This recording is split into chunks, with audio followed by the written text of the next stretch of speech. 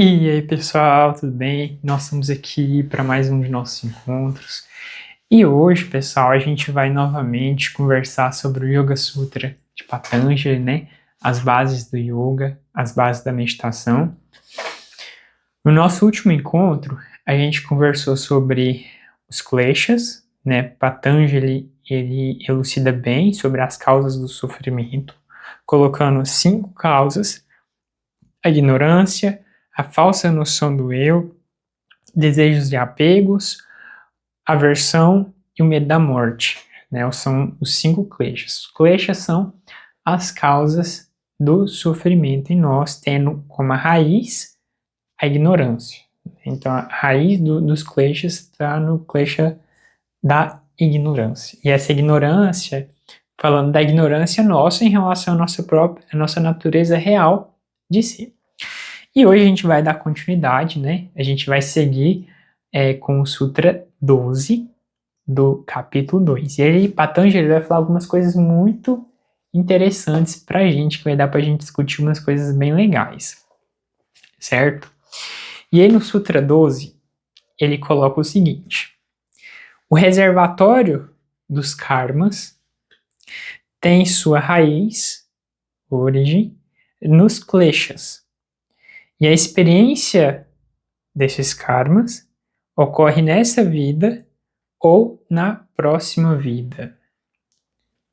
Isso é muito interessante o que o Patanjali coloca aqui. Tem só um trechinho que o Swami Vivekananda coloca, que eu vou ler esse trechinho para vocês, para a gente poder conversar sobre isso que Patanjali colocou e que Vivekananda também colocou. Ele coloca o seguinte: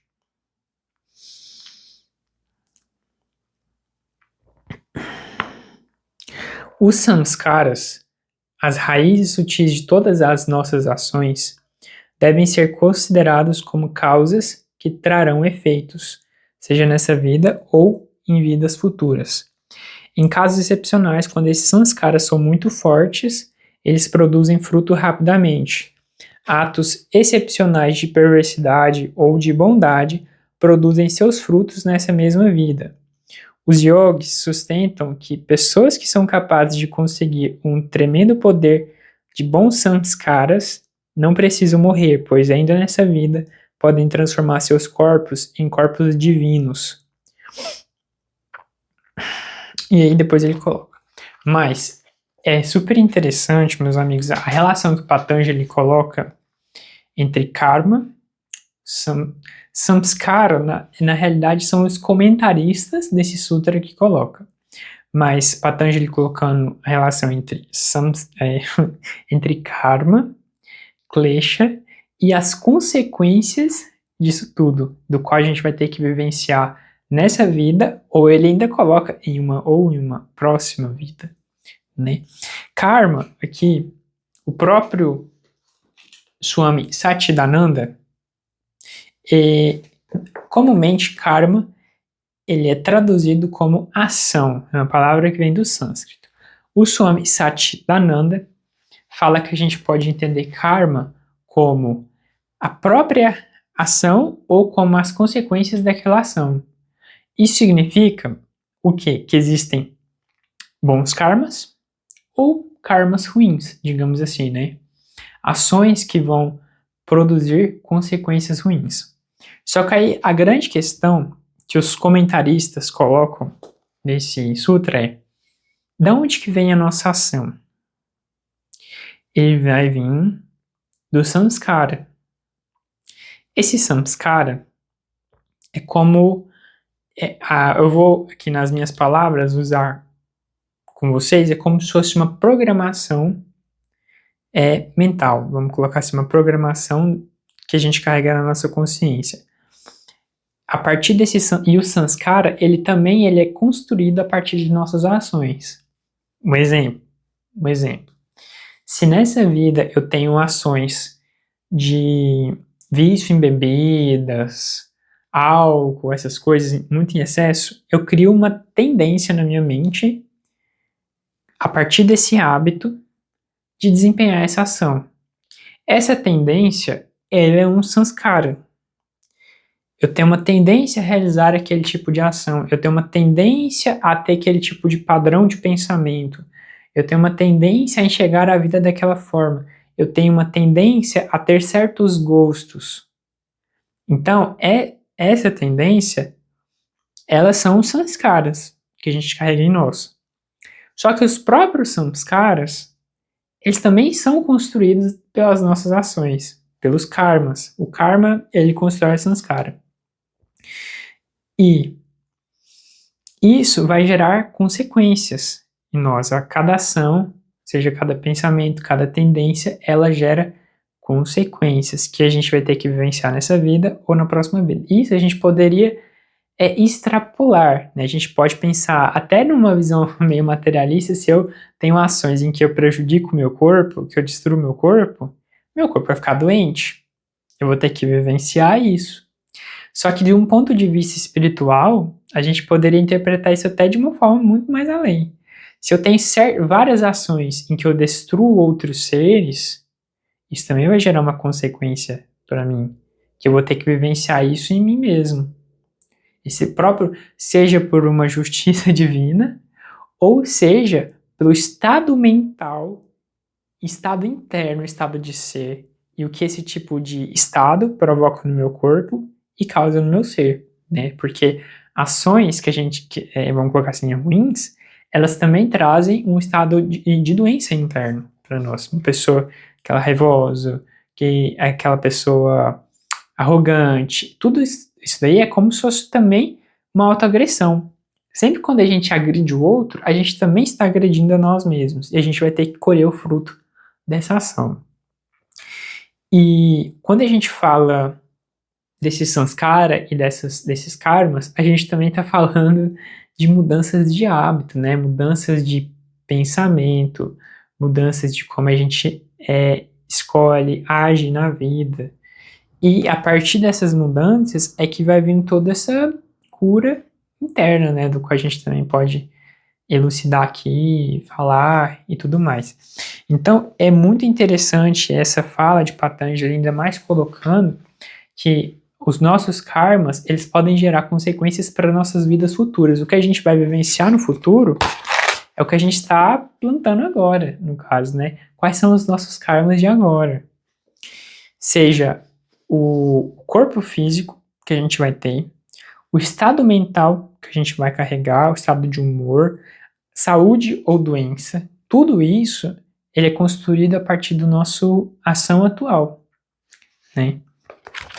A professora Glória Areira, ela nesse sutra aqui, ela coloca o seguinte: o reservatório do karma tem raiz nos kleshas e devem ser vivenciados nesse nascimento ou em futuros.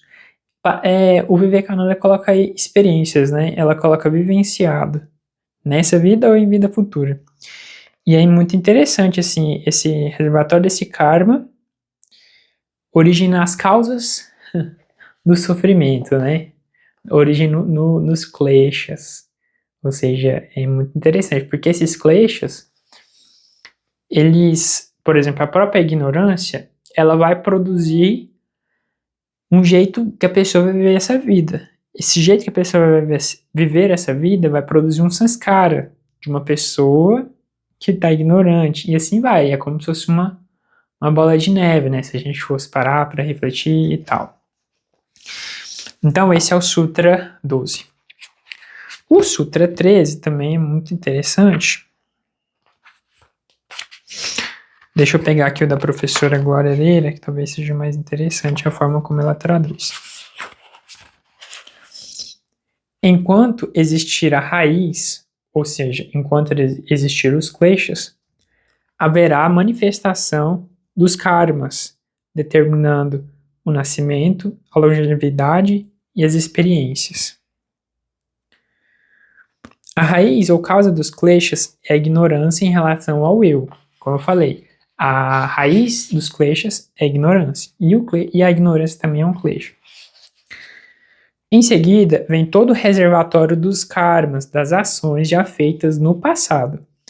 Aos poucos vão produzindo os resultados pertinentes. Esses resultados determinam o tipo de nascimento, a duração da vida e as experiências que serão vividas. É como eu falei para vocês, a gente pode ter uma visão materialista, se eu comer comida ruim, vou estragar meu corpo e vou ficar doente.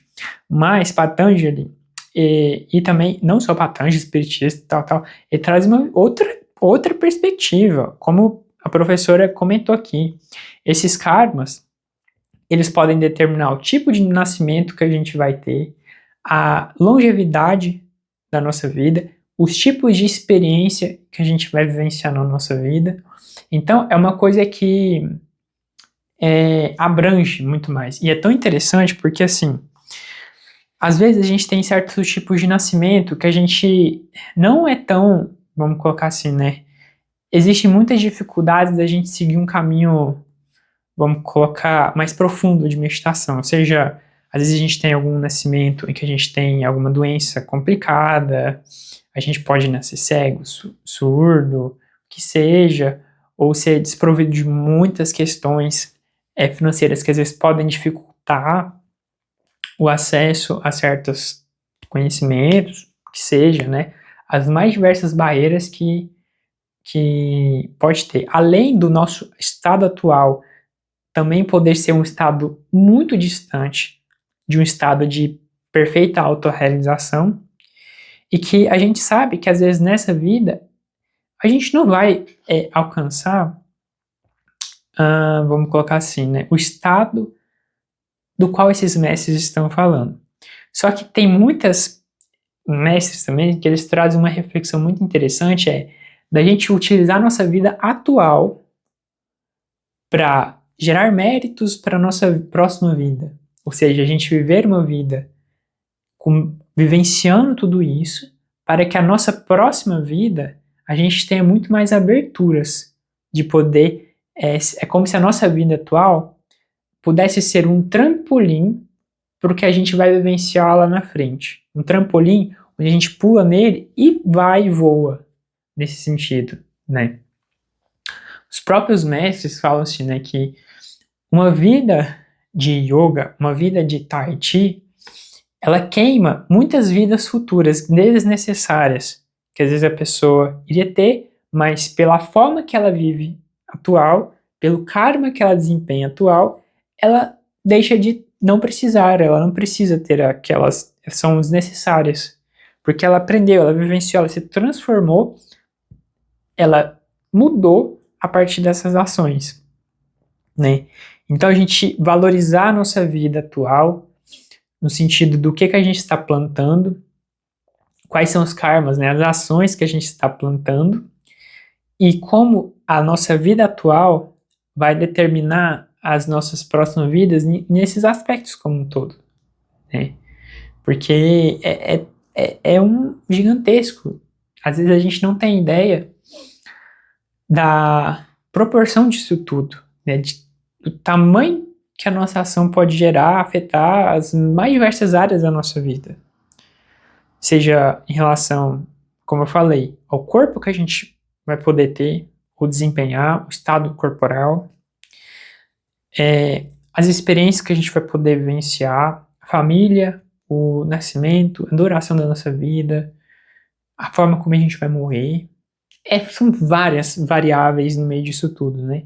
Que podem ser moldadas a partir de uma vida vivenciada de forma elevada nesse sentido assim, desses ensinamentos.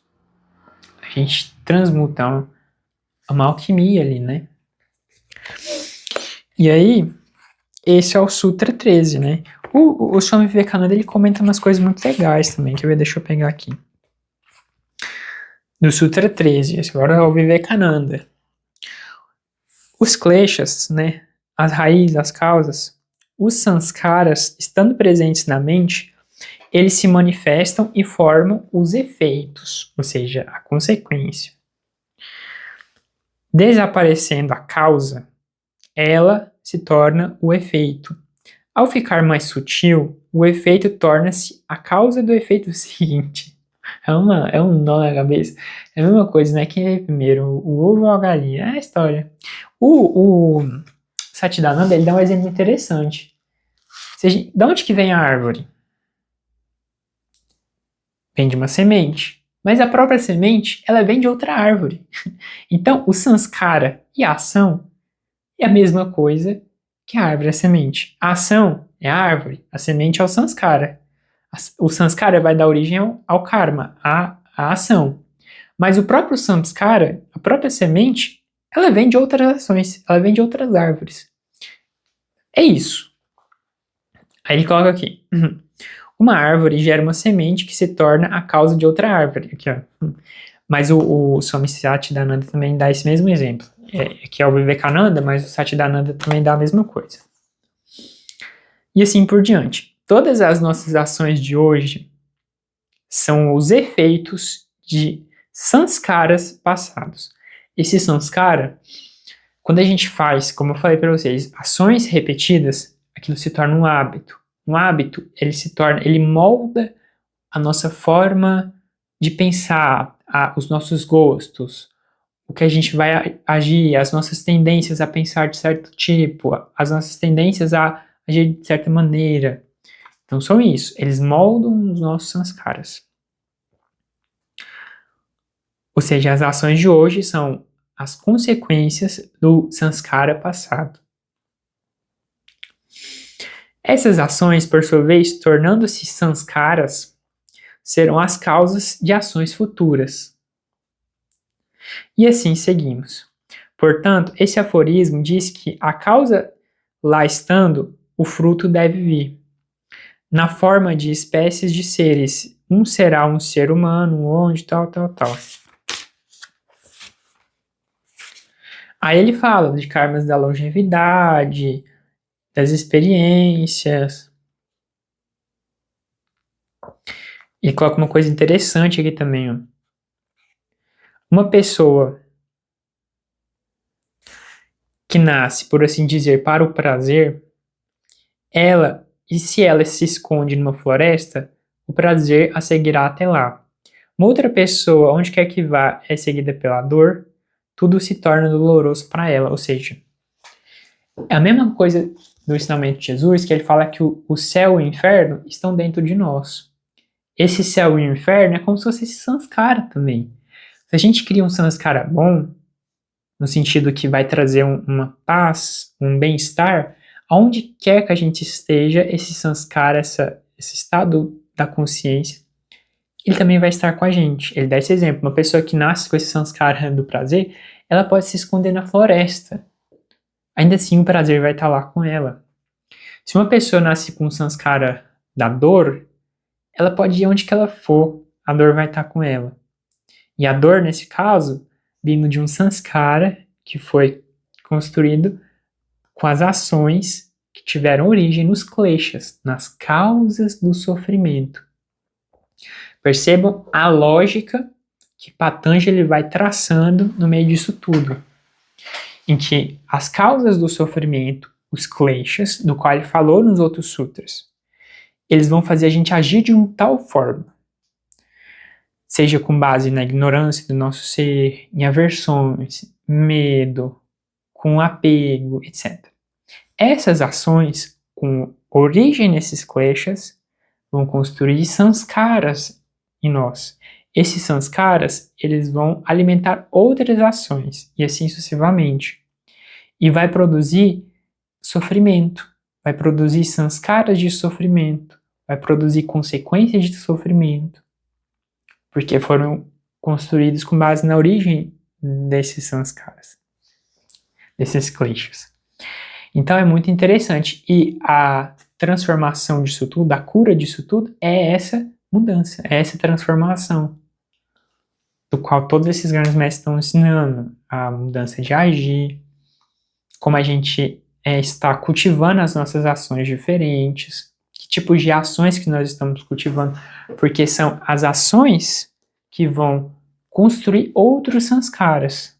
É uma quebra e uma mudança de hábitos. A mudança de hábito é doloroso, mas é essa que vai, e assim sucessivamente, como eu falei para vocês agora, da mudança em relação à nossa vida, para a gente ter outros tipos de vida, né, futuramente.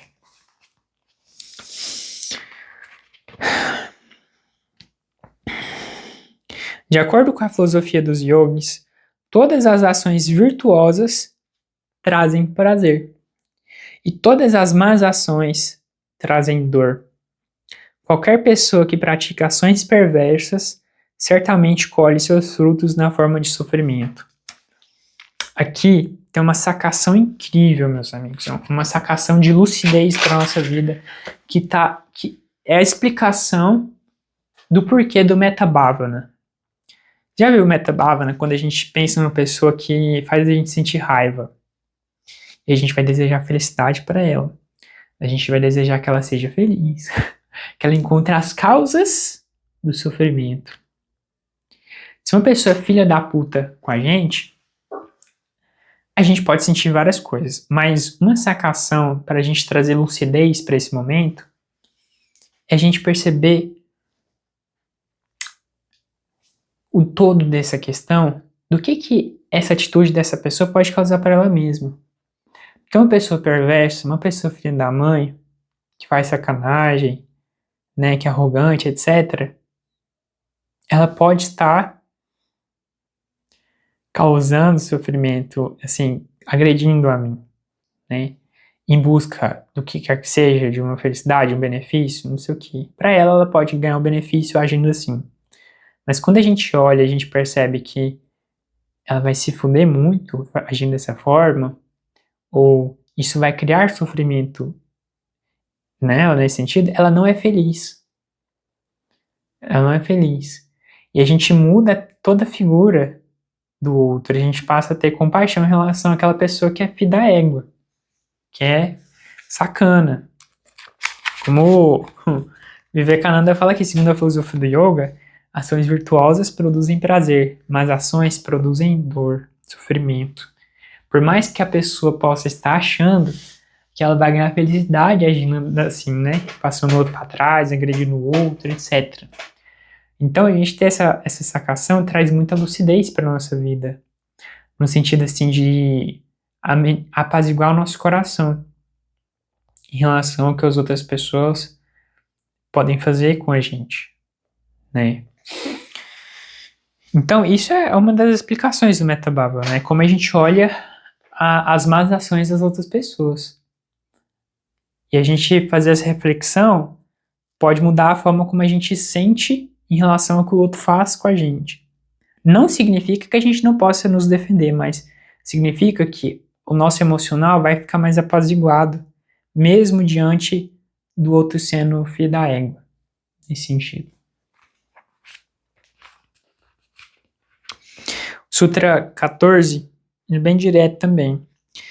Os karmas geram frutos na forma de prazer ou dor, causados pela virtude ou vício, que é isso que a gente acabei de falar, né? Acabei de falar, exatamente isso que eu falei agora. É exatamente isso que o Vivekananda também fala, que eu falei para vocês. Pode gerar prazer pela virtude, pelas ações boas, ou dor por más ações. Cirúrgico, né? É cirúrgico. Sutra 15, vamos lá.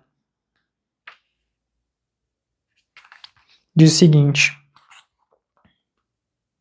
para quem tem discernimento, tudo é, por assim dizer, doloroso, porque tudo causa dor, seja como consequência ou como antecipação da perda da felicidade, ou como novos anseios que surgem das impressões de felicidade, e também porque os gunas contrapõem uns aos outros. E o Vivekananda, ele comenta o seguinte: os yogis dizem que a pessoa que tem poder de discernimento, a pessoa de bom senso, enxerga a verdadeira natureza de tudo o que é chamado prazer e dor, e sabe que eles acontecem para todos, e que se seguem e se fundem-se uns nos outros. Ela vê que os homens perseguem um fogo fato durante toda a vida, e nunca conseguem saciar seus desejos.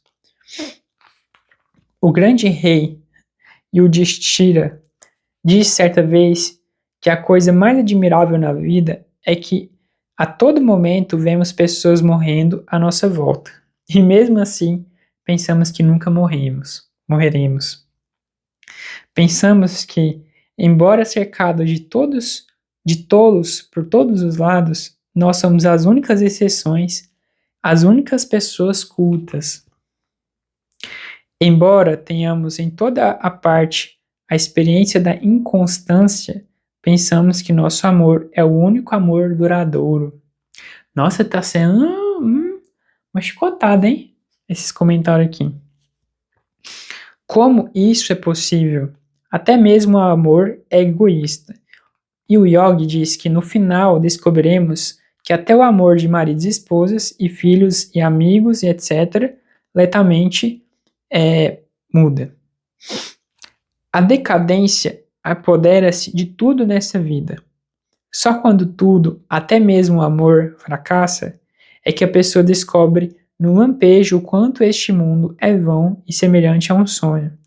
Então ela tem um vislumbre de vairagya. Você lembra que as duas pedras chaves do yoga, no começo do Yoga Sutra é vairagya e abhyasa, renúncia, a morte dos desejos, etc., e a disciplina, etc., tal. Ou seja, só depois de vivenciar todas essas experiências, né, e perceber que nada daquilo traz uma realização real, não significa que é ruim, mas não traz aquela satisfação suprema, é que ela passa a sentir de forma sincera essa renúncia, esse vairagya em relação às situações. Ela experienciou, ela experimentou, etc. E aí tem o vislumbre do além. É somente pela renúncia a esse mundo que o outro é visto, nunca pelo apego a ele. Ou seja, é somente pelo desapego que a gente passa a sentir esse amor, e ver o outro de fato. Porque antes a gente não via, como ele falou, a gente não via o outro assim, de forma real, vamos colocar. Às vezes é difícil de achar palavras. Jamais houve até agora uma grande alma que não tivesse de rejeitar os desfrutes e prazeres dos sentidos para obter sua grandeza. A causa do sofrimento é o choque entre as diferentes forças, gunas na natureza, a cada uma puxada para um lado, tornando-se impossível a felicidade permanente. Tornando-se impossível a felicidade permanente. É muito interessante esse sutra, porque ele vai também fazer a gente refletir sobre a questão da impermanência e sobre esse movimento dos gunas. É como se fosse, como vou colocar para vocês, o dinamismo da vida, de uma forma muito rústica, tentando explicar os gunas, porque vão ter 3 gunas, né, Raja, Tamas e Ragas, e isso vai trazer o movimento. Vamos colocar. Esse movimento, nada é permanente, as coisas mudam, a impermanência, ela tá ali. E aí significa o quê? Que sempre quando a gente depositar o nosso centro nessas questões, a gente vai sofrer. Por isso que ele fala que para quem tem um discernimento, tudo é o sofrimento. Porque o único lugar real, onde tem essa realização real, é no Atman e na consciência suprema. Por isso que Jesus falava que ninguém vai ao Pai senão por mim, que só existe um caminho. Quando ele falava que existe só um caminho, ele não está falando da personalidade de Jesus, ele está falando do ensinamento, do qual ele vai ensinar a mesma coisa que Patanjali está falando aqui, que é dessa união com a consciência suprema. É lá que vem essa realização. Por isso que ele fala, como eu falei, para quem tem um discernimento, tudo é sofrimento. Não é que, é porque tudo está na impermanência, tudo está nesse movimento. E as coisas mudam e a gente pode se frustrar. As coisas, por exemplo, se eu tenho um grande afeto, uma grande paixão, essa pessoa pode morrer. Como é que eu fico? Né? Muitas coisas acontecem. Então, tudo isso vai colocando. Deixa eu pegar aqui novamente. É muito interessante, assim, Patanjali colocando tudo isso. Deixa eu pegar a forma como a professora Glória Areia coloca. O Sutra 15, né? Esse que eu acabei de falar para vocês. Para a pessoa tomada de discernimento, tudo é sofrimento, devido ao sofrimento que tem origem na tendência é a ansiedade na natureza constante de mudança, tá vendo? Da impermanência de tudo no universo, e devido à oposição na expressão dos gunas. Os gunas, as características inatas do universo. Os gunas, ele vai vir muito da tradição do Samkhya, da relação de Purusha e Prakriti. Purusha é a consciência pura, Prakriti é a natureza, no sentido assim, é o dinamismo. E esse dinamismo ele vai acontecer através dos gunas. Os gunas trazem o dinamismo de Prakriti, da natureza, de tudo que existe. E aí está a mudança, aí está a impermanência. Por isso que sempre quando a gente depositar esse lugar na impermanência, a gente vai encontrar o sofrimento. Por isso que ele fala que para quem tem essa sabedoria, tudo é sofrimento. Mas não é que tudo é sofrimento, é por conta da impermanência, né? Também. E aí, no Sutra 16, para a gente ir encerrando, ele diz o seguinte: o sofrimento que ainda não veio deve ser evitado, porque é como se diz, né? É uma bola de neve, uma coisa vai levando a outra, e etc, etc, etc, etc, etc. Então, meus amigos, é isso que eu tinha pra gente conversar. Essa aula ficou grandona, em mais de meia hora de aula, foi muito boa, deu pra gente ter umas conversas interessantes. Eu espero que tenha sido proveitoso para vocês. Qualquer coisa vocês podem falar. E até a nossa próxima reunião. Namastê a todos, muita paz, muito agradecido por quem está até aqui agora assistindo. E é isso, pessoal. Um abração para vocês.